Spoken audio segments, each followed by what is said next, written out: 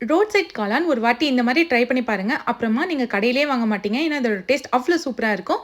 அதுக்கு நான் 1 கப் அளவுக்கு மஷ்ரூம் எடுத்திருக்கேன். 1 கப் முட்டைக்கோஸ் எடுத்திருக்கேன். நல்லா பொடியா கட் பண்ணி சேர்த்துக்கோங்க. இதோடவே 1/2 கப் மைதா, 1/4 கப் கார்ன்ஃப்ளவர் சேர்த்துக்கோங்க. 1 ஸ்பூன் தனி மிளகாய் தூள், 1 ஸ்பூன் சிக்கன் மசாலா, இப்போ 1/4 டீஸ்பூன் ஃபுட் கலரு, கொஞ்சமா கருவேப்பிலை, தேவையான அளவுக்கு உப்பு சேர்த்து இதை நல்லா மிக்ஸ் பண்ணிக்கோங்க. தேவைன்னா தண்ணி தெளிச்சு மிக்ஸ் பண்ணிக்கோங்க. இந்த மாதிரி இருக்கணும். இப்போ எண்ணெய் நல்லா சூடானதும் இதை பக்கோடா மாதிரி போட்டு இந்த மாதிரி பொரிச்சு எடுத்துக்கோங்க. பாருங்க எல்லாமே பொரிச்சு எடுத்தாச்சு.